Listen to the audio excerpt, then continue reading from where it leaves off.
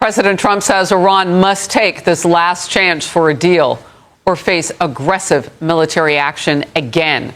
There's a little bit of a pause now in that massive wave of airstrikes against the radical Islamic regime over the weekend to allow for more negotiation. They said, we want to talk.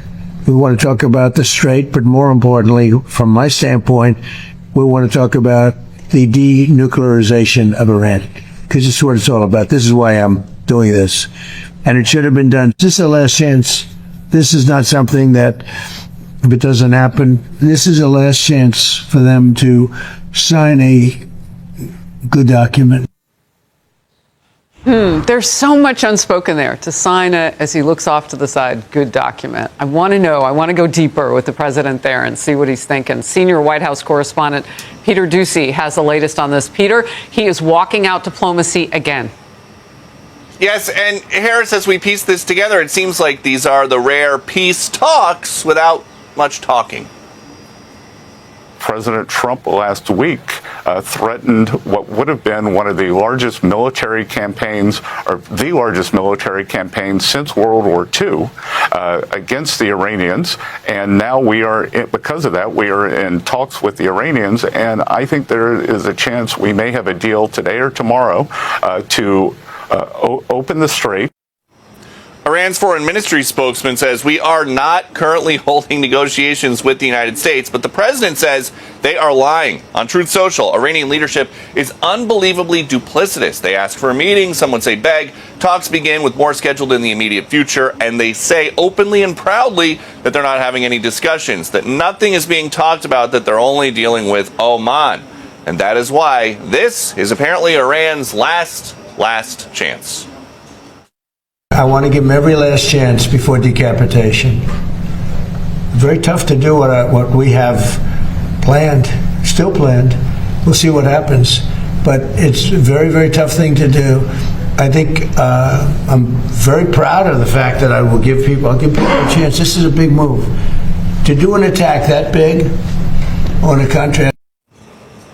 There's a new Reuters report out this morning that reveals the United States has used virtually all of their precision surface-to-surface missiles during the 6-month conflict with Iran. So, if the president decides to go for this decapitation strike, he's going to have to use something else. Harris.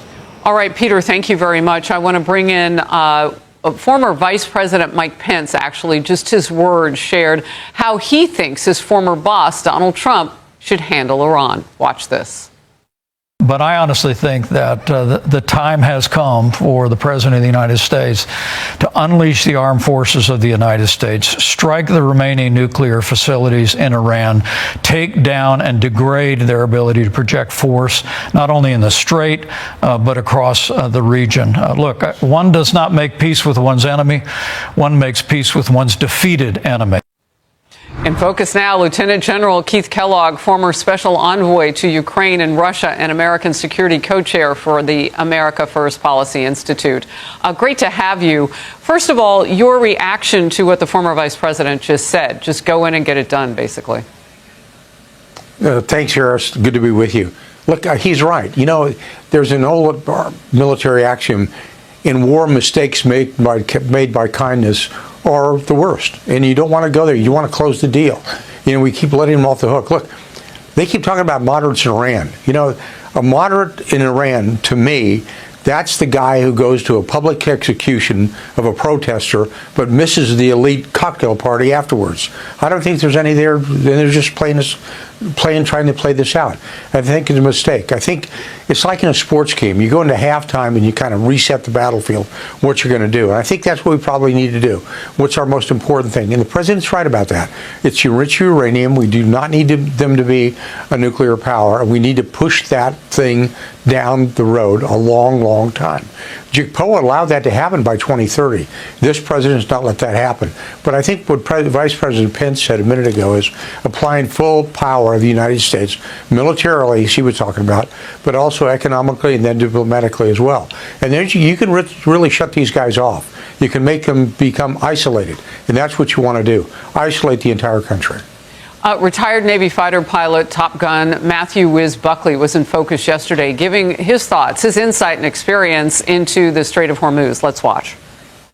I sailed through the Strait of Hormuz a bunch of times on a couple aircraft carriers, and Oman's on the left side, right? If they want to do some sort of, Garden State Parkway or Sopranos, it's going to be the Iranian on the right and Oman on the left. So they're going to try and join forces there. But the president has said repeatedly that's simply not going to happen. We're not going to allow that either. So Oman, it's like many of the regions or countries in the region, they kind of smile and tell us one thing, and behind our backs they're doing something else. So we got to keep an eye on the Omanis. Lieutenant General Kellogg, your thoughts on that?